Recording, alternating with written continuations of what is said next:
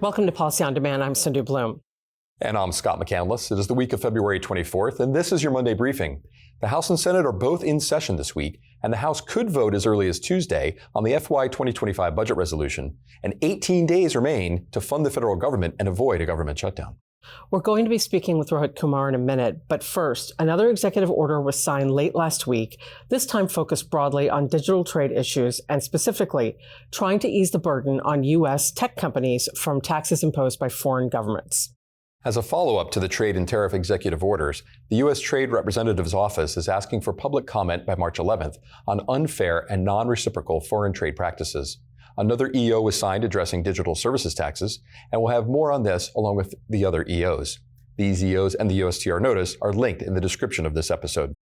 Late last week, the Treasury Department and the White House reached an agreement restricting how DOJ can access sensitive tax data at the IRS and includes all protections and prevents DOJ from accessing individual taxpayer information. With that, joining us to talk about what's next for budget resolution and tax legislation is Rohit Kumar. Rohit, welcome. Thanks for having me. This is my first time at the Big Kids Day. I like this.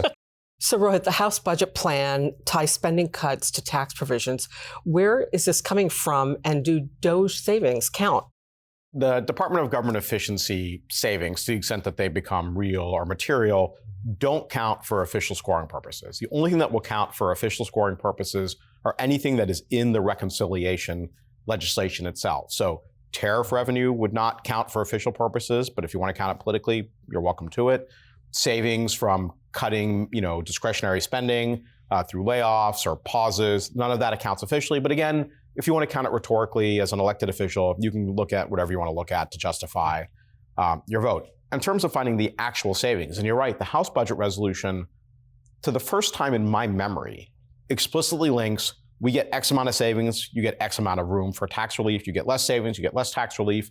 That linkage we're kind of in new terrain here in terms of the explicit linkage between the two. And there are real questions, like serious questions about can they find the $2 trillion of savings that would be necessary under the terms of the House budget resolution as it exists today to unlock the full $4.5 trillion of tax relief that is contemplated at the maximum edge of the resolution. Actually, I should say in fairness, if they found more than $2 trillion of savings, they would get more than the 4.5 trillion. But even getting to the two seems quite challenging to me. And you're already seeing members of the House or House Republicans starting to express some angst about the level of savings, particularly in Medicaid, that would be required to get to the numbers necessary to get the full 4.5 tax cut number. Okay. So the House is coming off a recess and trying to tee up a vote as early as Tuesday or Tuesday night, but they have an incredibly thin margin. Where do you see this going, and how does this play out?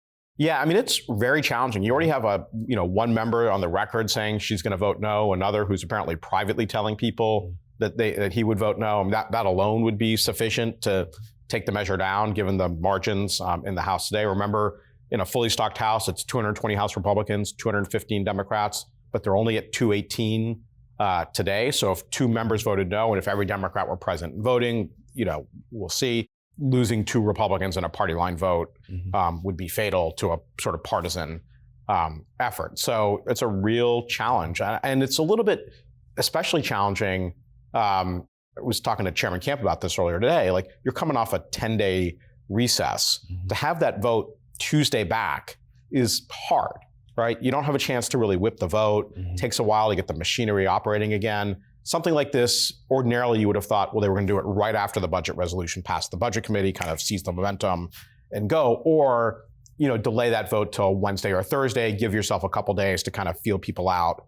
Where are we? But I think the big question in my mind is, if they don't have the votes, then remains to be seen. If they don't have the votes, do they proceed with the vote anyway and have people vote no on the record so that you can identify the so-called problem children and then unleash the White House or others on them to try to convince them to change their mind? Or do you say, okay, we don't have the votes, we're going to delay it 24 hours, 48 hours, whatever it is, to sort of give us that, to try to continue to work the problem? We'll see. So far, they have not typically done a failed vote to identify the problem children, but remains to be seen whether this is one where they decide, yeah, that's worth doing. Rohit, I have a question about the Senate for you, but first I want to ask something about timing for Scott's question. So tomorrow, at what time are you kind of watching and saying, all right, this is going to happen or not? Oh, I would say like late afternoon. The vote's supposed to be 6-ish. So I would think like, maybe not at lunch, but unless you took an exceptionally late lunch, Right. Like 3, 4 p.m., we ought to have a sense, are they kind of proceeding or not? We may have an answer sooner. It may be that by noon tomorrow, they're like, yes, we're doing it, or no, we're not. Although I would say, yes, we're doing it is not real until they're actually voting. Like you're always going to have the vote until you're not. Right. So, the only thing that would be really outcome determinative is either they actually start voting or they announce we're not doing it today. We'll see you in a couple days or next week or whatever the delay might be. Now, moving on to the Senate. So they passed a budget last week, but it didn't include any tax provisions. So how do these two issues merge?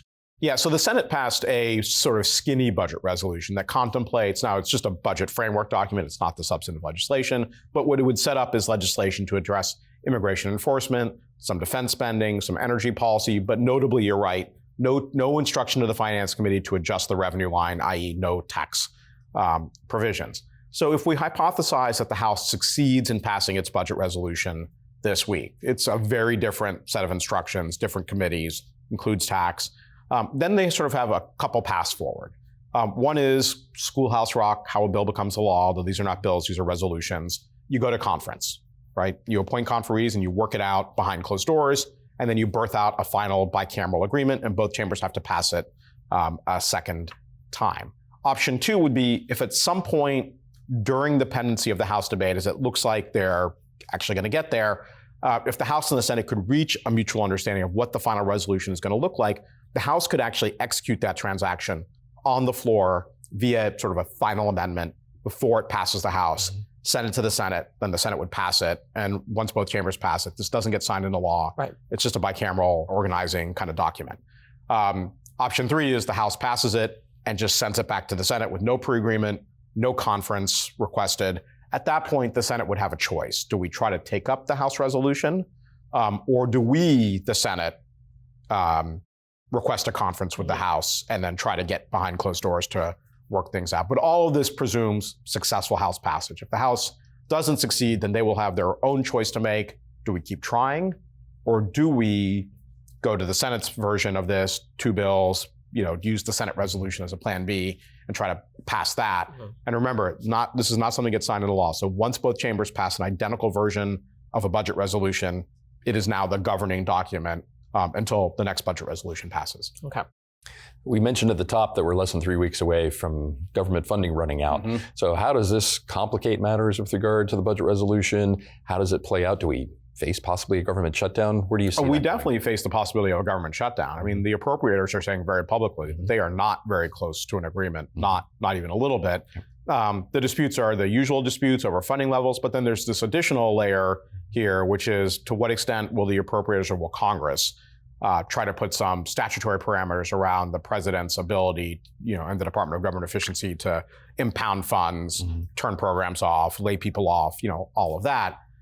Republicans so far seem largely unwilling to give any sort of put any sort of additional statutory parameters around the president's authority. Democrats seem to be holding out for additional parameters around the president's authority.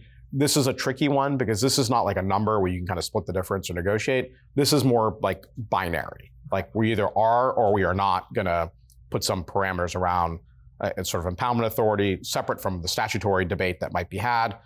The president and the president's team believes that the executive has a constitutional authority to impound funds. So even if they passed a statute saying you can't, they might assert, no, the Constitution says we can. This is all clearly headed toward litigation.